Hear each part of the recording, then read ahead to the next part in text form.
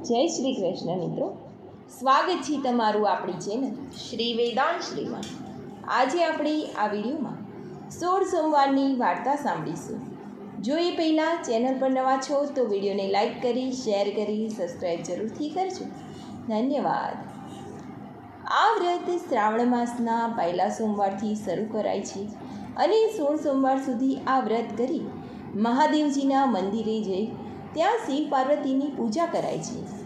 આ વ્રતમાં એકટાણું કરાય છે અને મોડું જમાય છે અને મહાદેવજીની વાર્તા સંભળાય અને વાર્તા સાંભળતી વખતે હાથમાં ચોખા રખાય અને હુંકારો દેવાને બદલે મહાદેવજી મહાદેવજી એમ કહેવું। આ હતી વ્રતની વિધિ। હવે જાણીએ વાર્તા। શંકર અને પાર્વતી પોતાના મંદિરમાં બેઠા છે અને બેઠા બેઠા ચોપાટ રમે છે। એમની રમત તપોવન બ્રાહ્મણ બેઠો બેઠો જુએ છે અને કોણ હાર્યું અને કોણ જીત્યું એ કહેવાની સૂચના શંકર પાર્વતીજીએ આપી। પહેલીવાર શંકર ભગવાન રમત જીતી ગયા અને બ્રાહ્મણને પૂછ્યું કોણ હાર્યું અને કોણ જીત્યું? ત્યારે ભગવાન આપ જીત્યા અને માતાજી હાર્યા। બ્રાહ્મણે કહ્યું। બીજી વાર પાર્વતીજીની જીત થઈ ને બ્રાહ્મણને પૂછ્યું કોણ હાર્યું અને કોણ જીત્યું? ભગવાન આપ જીત્યા અને માતાજી હાર્યા। ત્રીજી વખત પણ પાર્વતી માતા જ જીત્યા અને બ્રાહ્મણને પૂછ્યું બોલ ભાઈ કોણ હાર્યું અને કોણ જીત્યું? ભગવાન આપ જીત્યા અને માતાજી હાર્યા। આ તપોવન બ્રાહ્મણ 2 વખત જૂઠું બોલ્યો, કારણ કે એને તો શંકર ભગવાનને રાજી કરવા હતા।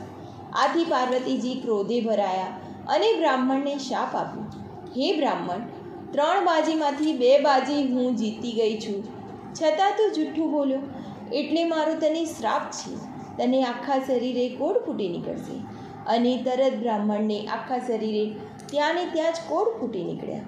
એટલે બ્રાહ્મણે શાપ મુક્ત કરવા માટે શંકર અને પાર્વતીજી બંનેને આજીજી કરવા માંડી અને માફી પણ માગી। પણ આ શાપ તો પાર્વતીજીએ આપ્યો હતો એટલે કંઈ થઈ શકે નહીં। એ તો ત્યાંથી ઊભા થયા અને ચાલી નીકળ્યા। અહીં બ્રાહ્મણ પણ રડતો રડતો ચાલી નીકળ્યો। તપોધન બ્રાહ્મણ પાર્વતીજીના શાપને લીધે કોઢિયો થઈ ગયો। તેની સાથે સાથે અનેક દુઃખોમાં આવી પડ્યો। એક સાધુ મહારાજ આગળ બ્રાહ્મણે પોતાની દુઃખોની વિગત જણાવી અને આનો કોઈ ઉપાય બતાવવા કહ્યું। સાધુ મહારાજે શિવજીની ખરા દિલથી તપસ્યા કરવાની સલાહ આપી। આથી બ્રાહ્મણ હિમાલયમાં કૈલાસ પર શિવની તપસ્યા કરવા ચાલી નીકળ્યો। તે જતો હતો ત્યાં બદામી રંગની એક ગાય મળી। એણે બ્રાહ્મણને ઊભો રાખ્યો અને પૂછ્યું, હે તપોવન, તમે રડો છો કેમ? અને આમ રડતા રડતા ક્યાં જાઓ છો? આથી બ્રાહ્મણને માણીને બધી વાત કરી। આ સાંભળી ગાય બોલી, ભાઈ, હું પણ ઘણી દુઃખી છું। મારા આંચળ દૂધથી ફાટ ફાટ થાય છે, મને કોઈ દોતું નથી અને મારા વાછરડા મને ધાવતા પણ નથી, માટે મારા પાપનું નિવારણ કરવા પણ પૂછતા આવજો ને। સારું કહીએ તો આગળ વધ્યો। ત્યાંથી થોડીક આગળ ગયો, ત્યાં એક ઘેરા બદામી રંગનો ઘોડો મળ્યો। ઘોડો પણ દુઃખી હતો। એણે પણ બ્રાહ્મણને આ જ પૂછ્યું, હે વિપ્રદેવ, તમે આમ રડતા રડતા ક્યાં ચાલ્યા? અને બ્રાહ્મણે ઘોડાને બધી માંડીને વાત કહી સંભળાવી। એટલે ઘોડો બોલ્યો, અરે ભાઈ, હું આટલો બધો રૂપાળો અને કદાવર છું, છતાં કોઈ મારી પર સવારી જ કરતું નથી, તો મારા પાપનું નિવારણ માટે પૂછતા આવજો ને। ભલે કહી બ્રાહ્મણ આગળ વધ્યો। થોડીક દૂર ગયો, ત્યાં રસ્તામાં એક ઘટાદાર આંબો આવ્યો। આંબા ઉપર કેરીના લૂંખે લૂંખા બાજેલા છે। બ્રાહ્મણ થાક ખાવા માટે આંબાના ઝાડ નીચે બેઠો। આંબાના ઝાડે પણ બ્રાહ્મણને એ જ સવાલ પૂછ્યો અને બ્રાહ્મણે પણ એ જ જવાબ આપ્યો। ત્યારે આંબાએ કહ્યું, હે ભાઈ, મારા ઝાડ પર આવી સરસ મજાની કેરીઓ લાગેલી છે, પરંતુ કોઈ પણ માણસ એક પણ કેરી તોડીને ખાતું નથી, તો મારા પાપનું નિવારણ પર પૂછતા આવજો ને। થોડીક વારમાં બ્રાહ્મણનો થાક ઉતરી ગયો, એટલે ભલે કહી તે તો ત્યાંથી આગળ ચાલ્યો। થોડેક દૂર ગયો, ત્યાં એક તળાવ આવ્યું। એ તળાવમાં એક મગર રહેતો હતો। મગરે આવીને બ્રાહ્મણને એ જ સવાલ પૂછ્યો અને બ્રાહ્મણે પણ એને એ જ જવાબ આપ્યો। ત્યારે મગરે કહ્યું, ભાઈ, હું તળાવમાં રહું છું, છતાં મારા આખા દેહમાં બળતરા થાય છે, તો મારા પાપનું નિવારણ પણ પૂછતા આવજો ને। ત્યારે કહ્યું, બ્રાહ્મણે એમ કહ્યું, ભલે, હું પૂછતો આવીશ। અને હિમાલયમાં કૈલાસ પર્વત ઉપર આવીને એક ઝાડની નીચે તે તપ કરવા બેસી ગયો। બ્રાહ્મણના તપથી મહાદેવ પ્રસન્ન થયા અને પૂછ્યું, બોલ ભાઈ, તારી શી ઈચ્છા છે?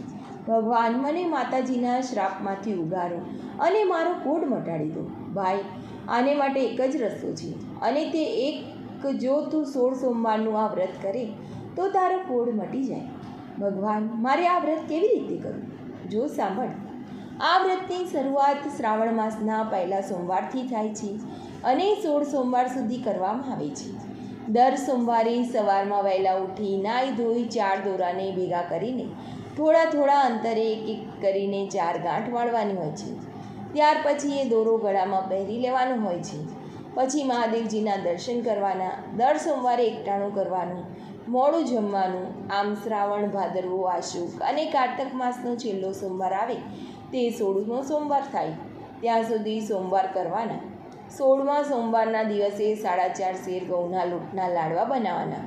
એમાં 1.25 શેર ઘી અને 1.25 શેર ગોળ નાખવાનો. આ જે લાડુ બન્યા હોય તેના 4 ભાગ પાડવાના. આ 4 ભાગમાંથી એક ભાગના લાડુ મંદિરમાં પૂજારીને આપવાના, બીજો ભાગ રમતા બાળકોને, ત્રીજો ભાગ ગાયોના ગોવાળને અને ચોથા ભાગનો લાડુ ભાંગીને એક ભાગ વ્રત કરનારે લેવાનો. અને આમ કરતાં પણ જો લાડુ વધે તો એને જમીનમાં દાટી દેવાનું. આવી રીતે આ વ્રતનું ઉજવણું કરવાનું. આ વ્રત જો સાચા દિલથી અને શ્રદ્ધા રાખીને કરીશ તો જરૂર તેને વ્રત ફળશે ને તારી કાયા કંચન જેવી થઈ જશે. આ કોઢિયો તપોધન બ્રાહ્મણ તો શંકર ભગવાનને પગે લાગ્યો. પછી તેણે ગાયના પાપના નિવારણની બધી વાત કરી. ત્યારે શંકર ભગવાને જવાબ આપ્યો, ભાઈ, એ ગાય આગલા ભાવમાં એક સ્ત્રી હતી. એ સ્ત્રી ભારે ક્રોધી હતી અને ધાવતા બાળકોને પણ જુદા પાડતી હતી. આ પાપનું ફળ અત્યારે એ ભોગવી રહી છે. આ પાપનું નિવારણ એ છે કે તું એના આંચળમાંથી દૂધ દોઈને મારો અભિષેક કરે તો એની બધી તકલીફ દૂર થઈ જશે. પછી બ્રાહ્મણે ઘોડાના દુઃખનું પણ નિવારણ પૂછ્યું. ત્યારે શંકર ભગવાને જવાબ આપ્યો, આ ઘોડો આગલા જન્મમાં એક વાણિયો વેપારી હતો. તે ખોટા કાટલા રાખીને લોકોને છેતરતો હતો અને લોકોને પૈસા ધીરીને બેવડા પૈસા લેતો. જો તું એની ઉપર ઘોડે સવારી કરે તો એની બધી તકલીફ પણ દૂર થઈ જશે. પછી બ્રાહ્મણે આંબાની તકલીફ પૂછી. ત્યારે શંકર ભગવાને કહ્યું, ગયા જન્મમાં એ ખૂબ લોભ્યો હતો. એ ખૂબ જ લોભ કરતો હતો અને કોઈ જાતનું દાન પુણ્ય પણ નહોતું કરતું. એ આંબાની નીચે ધનના ચરુઓ દાટેલા છે. એ કાઢીને જો તું એ ધન સત્કાર્યમાં વાપરે તો એની બધી જ મુશ્કેલીઓ દૂર થઈ જશે. પછી બ્રાહ્મણે મગરની તકલીફની બાબત પૂછી. ત્યારે શંકર ભગવાને જવાબ આપ્યો, ગયા જન્મમાં એ મગર એક મોટો પંડિત હતો. એ કોઈને શાસ્ત્ર વિદ્યા શીખવાડતો જ નહીં. આથી એ મગર બનીને પીડા ભોગવી રહ્યો છે. જો તું મારા ઉપર ચડેલું બીલીપત્ર એની આંખે અડાડીશ તો એની બળતરા દૂર થઈ જશે. આ બધાની બાબતો તપોધન બ્રાહ્મણે જાણી લીધી. એણે શંકર ભગવાનને નમન કર્યા. પછી ભગવાનને ચડાવેલું એક બીલીપત્ર લીધું અને એ લઈને તે ત્યાંથી ચાલી નીકળ્યો. રસ્તામાં આવતા જ પ્રથમ તળાવ આવ્યું. તળાવની કિનારે જ મગર બ્રાહ્મણની રાહ જોતો બેઠો હતો. આવતા વેત મગરે બ્રાહ્મણને પૂછ્યું. એટલે બ્રાહ્મણે જવાબ આપ્યો, લે, આ શંકર ભગવાને બીલીપત્ર આપ્યું છે. એ તારી આંખે અડાડું છું એટલે તને સારું થઈ જશે. આમ કહી તપોધન બ્રાહ્મણે મગરની આંખે બીલીપત્ર અડાડ્યું કે તરત જ મગરના શરીરની બળતરા ઓછી થઈ ગઈ. ત્યાંથી બ્રાહ્મણ આગળ ગયો અને આંબાના ઝાડ નીચે આવીને બેઠો. થોડી વાર પછી આંબાના ઝાડ નીચેથી ચરુ ખોદી કાઢ્યો. આ ધન સારા માર્ગે વાપરવાનો સંકલ્પ કરી એક કેરી આંબા ઉપરથી તોડીને તેણે ખાધી. એને અમૃતનો ઓડકાર આવી ગયો. પછી બ્રાહ્મણ આગળ ગયો. ત્યાં પેલો ઘોડો એમની રાહ જોઈને ઊભો હતો. બ્રાહ્મણે તરત જ ઘોડા ઉપર ઘોડે સવારી કરી અને કહ્યું, ભાઈ, હવે તારા પાપનું નિવારણ થઈ ગયું છે અને તારી જે ઈચ્છા હશે તે પૂર્ણ થશે. આમ કહી બ્રાહ્મણ આગળ વધ્યો. ત્યાં પેલી ગાય પણ બ્રાહ્મણની રાહ જોઈને બેઠી હતી. બ્રાહ્મણે ગાયની બધી વાત કરી અને પછી ગાયને ધોઈને તેનું દૂધ એક વાસણમાં એકઠું કરી શંકર ભગવાનનું નામ લઈ દૂધ વડે અભિષેક કર્યો. આથી તરત જ ગાયનું બધું દુઃખ દૂર થઈ ગયું અને બધા વાછરડા રમતા ભમતા આવીને ગાયને ધાવવા માટે વળગી પડ્યા અને બ્રાહ્મણ આગળ વધ્યો. ત્યાં શ્રાવણ માસ બેસી ગયો એટલે બ્રાહ્મણે 16 સોમવારનું વ્રત આપ્યું. જોતજોતામાં તો 4 મહિના પૂરા થઈ ગયા અને કારતક મહિનાના છેલ્લા સોમવારે તેણે ઉજવણું કર્યું. ત્યાં તો બ્રાહ્મણના શરીરના કોઢ સંપૂર્ણપણે મટી ગયા. એનું શરીર રાજકુમાર જેવું થઈ ગયું. પાર્વતીજીના શ્રાપથી મુક્ત થયેલો બ્રાહ્મણ પોતાના ગામની પાદરે આવ્યો. ત્યાં પાદરમાં જ એક બાજુ મોટો મંડપ બાંધેલો હતો. એમાં દેશ પરદેશથી આવેલા રાજાઓ અને રાજકુમારો બેઠા હતા. આવીને બ્રાહ્મણે કોઈને પૂછ્યું, ભાઈ આ શું છે? આ બધી શેની ધમાલ છે? ત્યારે એને જવાબ મળ્યો, આપણા રાજાની કુંવરીને આજે સ્વયંવર રચાયો છે, એટલે રાજાઓ અને રાજકુમારો આવ્યા છે. એ તો મંડપની પાસે ઊભો જોતો હતો. એવામાં શણગારે હાથની ફરતી ફરતી એ બ્રાહ્મણ પાસે આવી. એવી સૂંઢમાં સોનાનો કળશ હતો. આમ હાથની 3 વખત આખા મંડપમાં બધા રાજાઓ અને રાજકુમારો પાસે ફરી અને ત્રીજી વખતે આ બ્રાહ્મણ પાસે આવીને એની ઉપર સોનાનો કળશ ઢોળ્યો. આથી રાજાએ પોતાની કુંવરીના લગ્ન આ બ્રાહ્મણ સાથે કરાવી આપ્યા. પહેરામણીમાં રાજાને તો સોનું, રૂપા, હીરા, માણેક, મોતીના દાગીના, રેશમી જરીના પોશાકો, હાથી અને ઘોડા તેમણે બ્રાહ્મણને આપ્યા. બ્રાહ્મણ તો રાજકુંવરીને પોતાની પત્ની બનાવી પોતાને ઘરે આવ્યો. આ બધું મહાદેવજીના કૃપાનું જ ફળ હતું. એવામાં રાજા મરણ પામ્યો અને આ બ્રાહ્મણ રાજા બની ગયો અને તેની પત્ની રાણી બની ગઈ. જોતજોતામાં કારતક માસ પૂરો થવા આવ્યો અને 16મો સોમવાર આવી પહોંચ્યો. બ્રાહ્મણ રાજાએ 16 સોમવારનું વ્રત ફરી કર્યું અને 16મા સોમવારે ઉજવણી કરી. ત્યારે રાણીએ 32 જાતના પકવાન કર્યા અને બીજી ઘણી વાનગીઓ બનાવી. આથી રાજા રાણી ઉપર ગુસ્સે થયા, કારણ કે આ વ્રતના ઉજવણામાં બીજું તો કાંઈ પણ ન ખવાય. એટલે રાજા એકલા લાડુ પોતાના ભાગના ખાઈને ઊભા થઈ ગયા. એ જ રાત્રે મહાદેવજી રાજાના સપનામાં આવ્યા અને રાજાને કહ્યું, હે રાજા, તારી રાણીએ તારા વ્રતમાં ભંગ પાડવાનો પ્રયત્ન કર્યો છે, માટે તું એને એક વખત દેશવાટો આપી દે, એટલે એનું અભિમાન ઉતરી જશે. અને બીજે દિવસે સવારે રાજાએ રાણીને દેશવાટો આપી દીધો અને પોતાના રાજ્યની બહાર તગેડી મૂકી. રાણી તો જોદાર આંસુએ રડતી હતી. રડતી એક ગામની પાદરે જઈ પહોંચી. ત્યાં આગળ એક ઝૂંપડીમાં એક ડોસી રેટીઓ કાઢતી હતી. એને જોઈ રાણી એની પાસે ગઈ અને પીવા માટેના પાણીની માંગણી કરી. ડોસી ભલી હતી એટલે તેણે ઊભા થઈને પાણી આપ્યું અને રાણીનું દુઃખ પણ એણે સાંભળ્યું. એટલે ડોસીને રાણી ઉપર દયા આવી અને રાણીને પોતાની સાથે રાખી લીધી. પણ આથી ડોસીના કામમાં નુકસાન થવા માંડ્યું. ડોસીના તાર વારંવાર તૂટી જવા લાગ્યા અને સૂતર પણ ઓછું કંતાતું હતું. આથી ડોસીએ તેને અપશુકનિયાળ ગણીને કાઢી મૂકી. રાણી ચાલતી એક કૂવા કાંઠે આવી. ત્યાં એક પનિયારી પાણી ભરતી હતી. એને પાણી પીવાની વિનંતી કરી. આથી એટલે એણે માટલું કૂવામાં ઉતાર્યું, પણ માટલું કૂવાની દિવાલ સાથે અથડાયું અને ભાંગી ગયું. આથી તેણે પણ તેને અપશુકનિયાળ ગણીને પાણી પીયા વગર જ કાઢી મૂકી. ચાલતા રાણી આગળ ગઈ. ત્યાં એક સંત મહાત્માની મઢી આવી. આ સંત મહાત્માએ રાણીને આશરો આપ્યો. આ રાણીને સંત મહાત્માએ જમવા બેસાડી અને થાળીમાં ભોજન પીરસ્યું. થાળી રાણીને આપી કે તરત જ થાળીમાં જીવડા બની ગયા. સંત મહાત્મા આનું કારણ સમજી ગયા એટલે તરત જ એણે રાણીને કહ્યું, બેટી, તું મહાદેવજીની દોષિત છે, માટે તું શંકર ભગવાનનું વ્રત કર. અને એ વ્રતની સમજણ પણ પાડી. થોડા વખતમાં શ્રાવણ મહિનો ફરી આવ્યો એટલે રાણીએ વ્રતની શરૂઆત કરી. જોતજોતામાં 16 સોમવાર પૂરા થયા અને વ્રતનું ઉજવણું કર્યું. એ જ રાત્રે શંકર ભગવાન બ્રાહ્મણ રાજાના સપનામાં આવ્યા અને કહ્યું, હે રાજન, તારી રાણી જંગલમાં તપ કરી રહી છે, માટે તું જઈને તેને તેડી લાવ. તરત જ રાજા એને તેડવા માટે ચાલી નીકળ્યા. તે મહાત્માને મળ્યા અને મહાત્માએ રાણીને રાજા સાથે વિદાય કરી. રાજા રાણી મહાત્માજીના આશ્રમમાંથી નીકળી ચાલતા જતા હતા. ત્યાં રસ્તામાં એક પનિહારી ફાટેલા ગળા સાથે બેઠી હતી. એને બેઠી રડતી હતી.